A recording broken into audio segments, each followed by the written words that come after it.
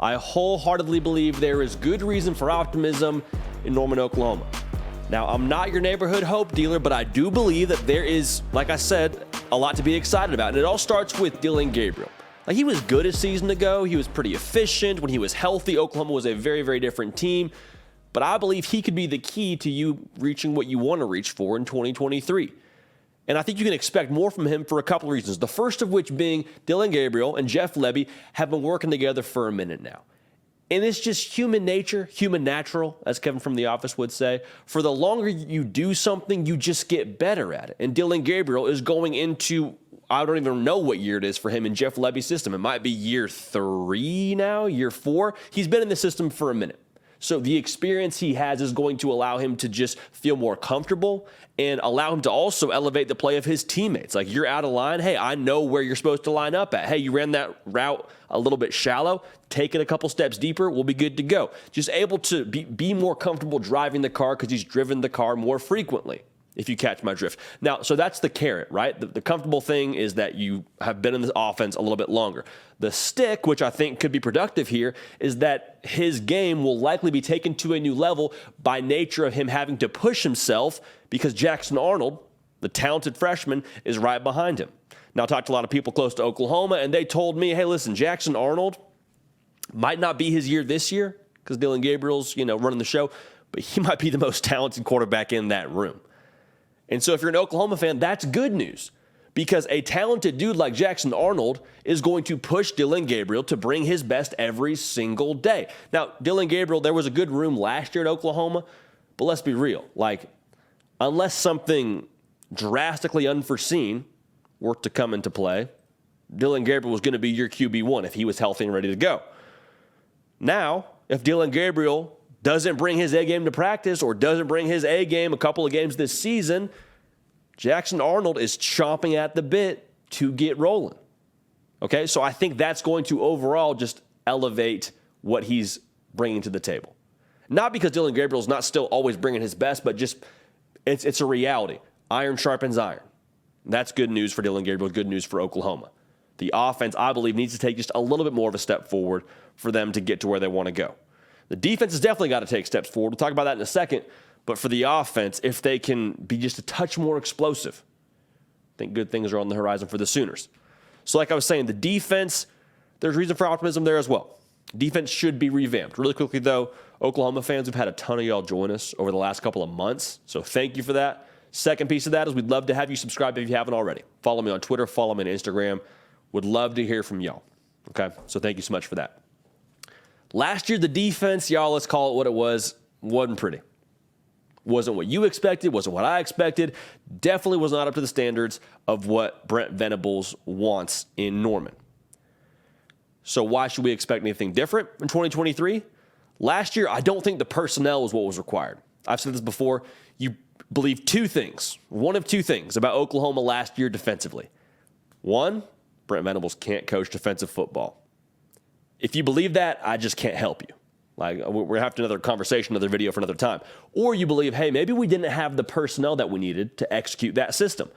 I fall more in line with that train of thought. The personnel last year, to me, just wasn't the ingredients to make happen what you wanted to make happen. It's like if you were, making a pizza and you didn't have mozzarella cheese, so you used nacho cheese. Okay, I mean, I guess it's still cheese. It still technically fits the bill of what we're trying to get done. You don't have tomato sauce, you use salsa.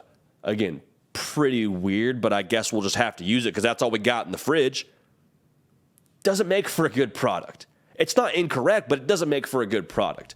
So Brent Venables goes to the Publix grocery store, that is the transfer portal, gets him some new ingredients, and all the returns so far out of spring ball is that, hey, the defense is looking a lot better.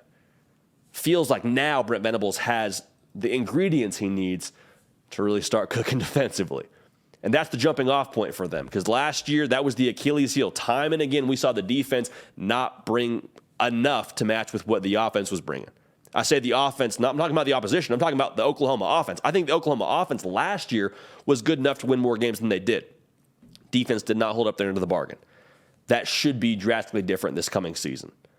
Deshaun McCullough, a guy I'm really excited to watch. I've been talking about him since he transferred to Oklahoma. I mean, he's a guy that I believe is going to contribute for you. He's battling right now for that cheetah position. I think he'll win. I think he'll be a guy that makes some noise when we get rolling. The cheetah position, for those of y'all that don't know, essentially like a linebacker hybrid. If you want a comp for him, it's like Isaiah Simmons, what he was at Clemson. So that's good news for Oklahoma fans. The defense, personnel-wise, better ingredients, better product, Brent Venables. All right? Now, losing for what they did last year. They did a fair amount. It's not to dunk on Oklahoma, just like if you're an Oklahoma fan, you know this. Lost more than you care to last year. Went 6-7. A lot of close losses. I think the obstacle could be the way here for Oklahoma fans. What I mean by that is when you lose, you do two things. There's two responses people have to losing.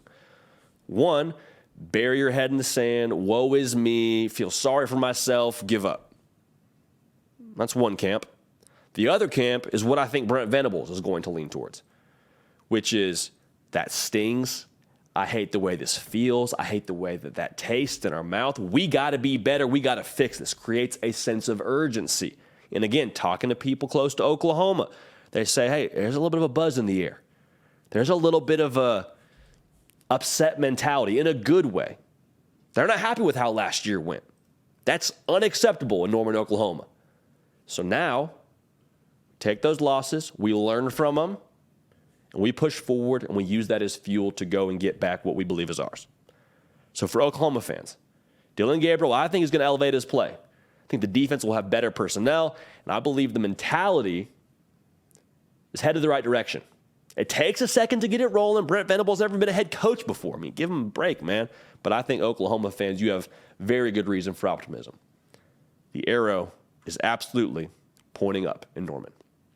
Make sure you're subscribed to this very channel. We talk college football here every single day. The spring game right around the corner. I promise you, you have my word. We will talk about it. So make sure you're subscribed so you don't miss any of it. Follow me on Twitter. Follow me on the gram at JD Piquel, Nick Brake Lifting Heavy. This is y'all's show. We appreciate you. We love you. We're going to keep the party rolling, and we will see y'all next time. Hey, y'all. Thanks so much for watching. Subscribe to the channel here to make sure you don't miss an episode of The Hard Count. Also, be sure to check out other videos on the On3 YouTube channel.